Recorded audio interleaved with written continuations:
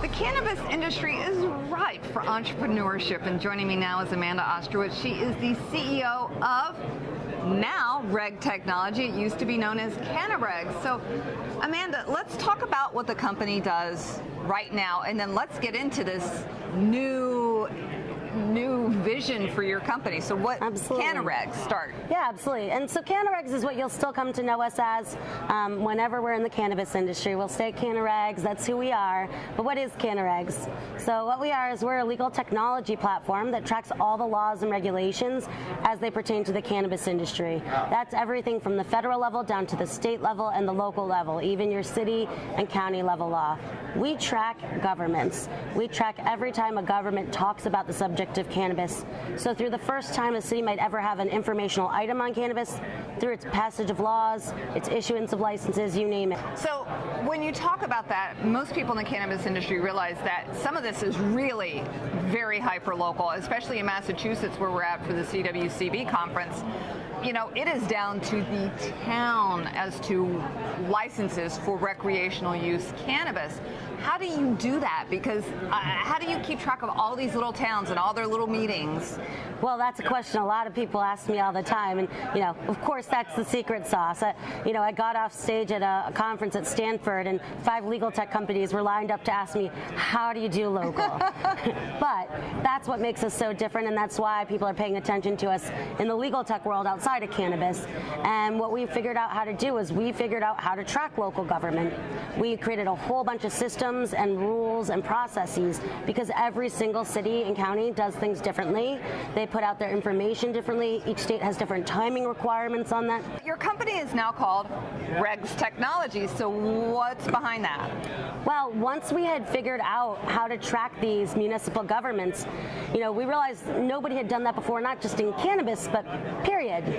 And these systems that we created were able to detect other information as well.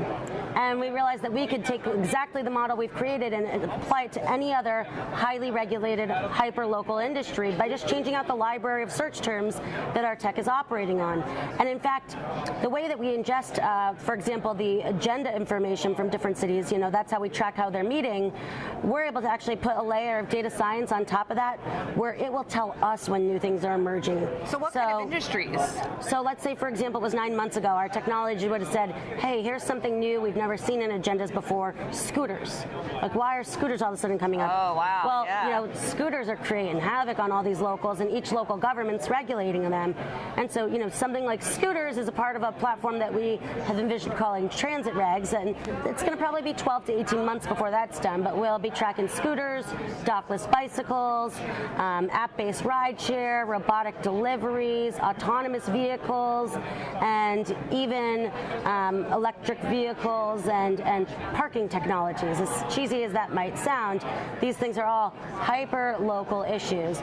We've also looked at renewable energy, drones, short-term vacation rentals, mobile telecom, the list goes on, and the coolest part is that we're going to probably be building for industries that don't even exist yet, that we don't even know about, and that's going to be fun to see what comes down the pipeline. So what's your relationship now with MassRoots? Because at one time, I think they were going to acquire you, and I think the price was $12 million, which is kind of a fair price. That's kind of what you would see in Silicon Valley, but that deal didn't go through. So what is your relationship with them now? Absolutely. So that deal did not go through, but prior to that deal, MassRoots had actually made a small investment in us. So they today are still an investor to the company, and we have a very healthy investor-company relationship. So we're definitely in communication, and you know, they come to us when they need advice on things, and vice versa. And it's a very amiable relationship, and it's been good to help each other along. And so we're still friendly. We're still connected in business.